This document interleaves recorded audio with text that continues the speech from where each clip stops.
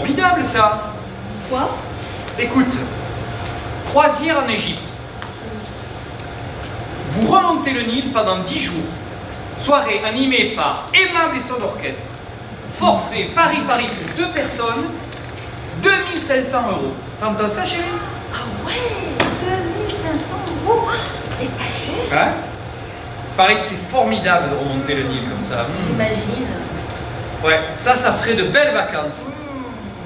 Pour ma mère. Ah, ouais. Hein, qu'est-ce que tu en penses? Une croisière en Égypte pour ma mère? Très bien. Surtout qu'elle sait nager, ta mère. Mais elle est pas bien en ce moment. Elle est... Ah non, elle est fatiguée. Ça lui ferait du bien, je suis sûr. Oui. Ouais. Et puis ça la changerait de la montagne. Hein? Tu l'envoies bien à la montagne, en février, non? Avec Madame Vercors. Eh ben voilà, c'est super. On pourrait l'envoyer en Égypte aussi avec Madame Vercors. Elles s'entendent tellement bien toutes les deux. Remarque, s'il y a que ça, ben nous aussi on s'entend bien. Oui, mais nous... Tu sais très bien, avec le magasin, on peut pas aller en Égypte. Je sais, ouais. Eh ben voilà, en avril en plus. Ouais. Eh oui, en plus, en mai-juin, ben, c'est la nouvelle collection. Juillet-août, ben, c'est les soldes. Septembre-octobre, ben, c'est la rentrée. Après, c'est les fêtes. Je t'en parle même pas. Après, janvier-février, eh ben, C'est les soldes. encore les soldes. Ouais. Mars, la nouvelle collection. Ben, il reste le mois d'avril. Oui, mais tu sais qu'en avril, nous, on peut pas avec le magasin. Je sais, ouais. Ben oui, je viens de te le dire. Oh, tu vois, c'est marrant. Ouais. Il y a des femmes qui rêveraient d'être Claudia Schiffer, astronaute, Marie Curie. Eh ben moi, je rêve d'être Madame Vercors. Comme ça, tu vois, je serai en vacances 6 mois sur 12. Avec ta mère, d'accord? Mais en vacances quand même. Alors bon. Alors, quel est le problème avec ma mère? Tu me reproches de m'en occuper, c'est ça? Je te rappelle qu'elle est fragile. Elle sort de dépression en ce moment. Ah oui, c'est dépression, c'est sortie de dépression. Ça la fragilise tellement qu'elle a tendance à déprimer après. On se demande comment elle va faire pour s'en sortir. Elle a un planning très bien organisé. Ça tombe jamais en même temps. Elle a comme ça, tu vois, elle déprime. Et puis après, comme ça, elle a le temps de bronzer. C'est la déprimée la plus bronzée que je connaisse. Tout le monde n'a pas la chance d'avoir des parents aussi équilibrés que les tiens. Ils comptent un peu plus sur eux et ils en demandent un peu moins aux autres. En même temps, c'est peut-être plus facile aussi d'avoir le moral à deux dans une superbe baraque à Roquefort-la-Bédoule que toute seule dans un studio dans les quartiers nord de Marseille. Mais je peux me tromper si ça se trouve, hein. C'est pas, hein. Je suis vraiment désolée si mes parents ne me posent pas de problème d'argent. Ah, mais tant mieux pour eux. Ils savent pas ce que c'est que d'avoir à remonter la pente. C'est bien. Ils sauront pas non plus ce que c'est que de remonter le Nil.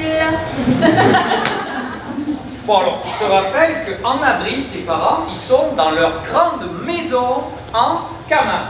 Tu sais, avec tous les chevaux, le maître d'hôtel et tout le machin là, tu vois. Alors maintenant, si tu veux, on peut leur proposer, s'ils veulent s'enfermer dans une petite cabine de 10 mètres carrés et s'envoyer pendant 10 jours Aimable et son orchestre, alors là, on peut leur proposer de faire l'échange. En plus, je crois qu'ils adorent ma mère, tes parents. Bon, écoute, je vois très bien où tu vas en venir. Ah. Tu vois, là, je suis pas en jeu. Je suis en train de lire une étude comparative sur les crèmes épilatoires et j'aimerais bien la terminer. Ah, tu as raison, c'est important. Oui, Et peut-être que quand tu seras épilé, tu seras plus aimable. Et son orchestre, évidemment. t'arrêtes. J'arrête.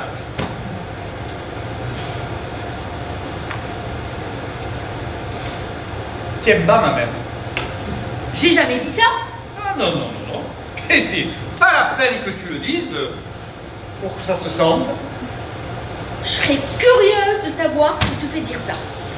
Rien.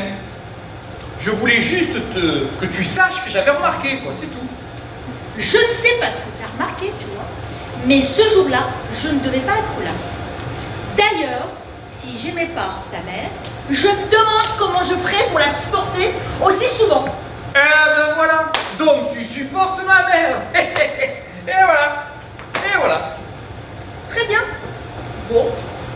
Alors, cite-moi une seule fois, Ouais. où j'ai été désagréable avec elle. Ok, alors, tiens, le jour où tu lui as offert une canne en bois, alors que c'était pour son anniversaire, c'était son cadeau d'anniversaire, une canne, alors qu'elle n'a jamais eu de problème pour marcher. C'était pas un tout petit peu, comment dire, malvenu, non, tu trouves pas? Non. D'abord, ce n'est pas une canne pour marcher, c'est une sculpture sur bois. Et je voyais ça très bien dans son entrée.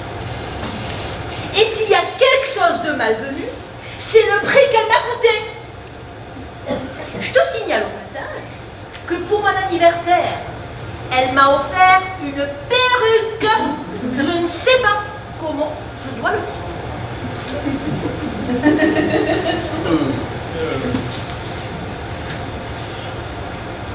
C'est un cadeau dans la mesure de ses moyens. Une très jolie perruque d'ailleurs. Hein? Ah oui. Très bien. Tu préfères que je la mette devant l'entrée ou sur le rétroviseur de la voiture? De toute façon, rien de ce que fait ma mère n'est bien. Elle t'aurait offert une parure de diamant, je suis sûr que ça t'aurait pas plu non plus, alors. Faux. Bizarrement, j'aurais préféré. Et qu'est-ce qu'elle est devenue, cette perruque? Je l'ai mise au coffre. Je la sors pour les grandes occasions. T'arrêtes? J'arrête. Moi, j'aime beaucoup ta mère. Normal. J'ai des parents formidables. Non, j'ai dit ta mère. Bon.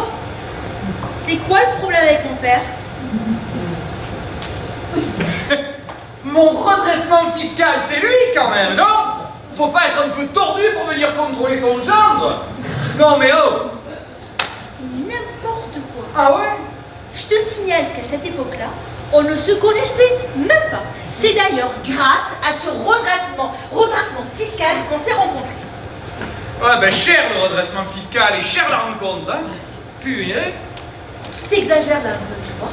À cette époque-là, il ne pouvait pas savoir que j'allais, que tu allais être son mari, qu'il allait être mon mari, quoi, qu'on allait se marier, quoi. Mais Ouais, bon, enfin. Tu m'enlèveras pas l'idée que ton père est tordu. Cadeau de mariage, une agrafeuse. c'était de l'humour. Ha ha ha! Tellement riche, j'en ai encore mal au ventre, dis donc. Vous n'avez pas le même humour? Non. J'adore ta mère. Mais tu m'ôteras pas de l'idée que ton père est un peu tordu. Hein. Quoi? Mais je t'interdis de dire que mon père est tordu, t'as compris? T'arrêtes avec mon père, ok? Hein? Tu reparles de mon père, tu sais quoi? Je prends la perruque et je la grave sur la tête de ta mère. Merde! Merde! J'en ai marre de ta mère. J'en peux plus de la Vertcor. Tu sais quoi? Qu'elle monte le lit, qu'elle descende, qu'elle aille au ski à la montagne, elle fait ce qu'elle veut, elle dégage. Elle me sort par le trou du nez. Tu sais quoi? Hein? Ça fait 4 ans qu'on en parle. 4 ans! Matin, midi et soir. Alors tu vois, qu'elle monte le lit, qu'elle descend, je m'en fous. Qu'elle ne m'en peut plus l'air. Sinon, tu sais quoi? Je lui fais bouffer sa tête. T'as compris? D'abord, je te demanderai de baisser le ton, ok? Et puis tu vas commencer par foutre la paix à ma mère.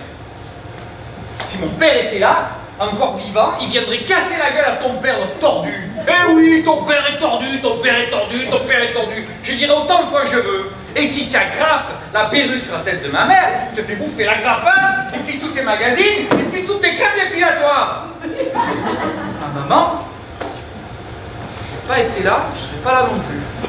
Et on ne vivrait pas une histoire d'amour. Et puis ma mère, tu peux être tranquille, c'est pas elle qui va venir te faire un redressement fiscal, t'as compris?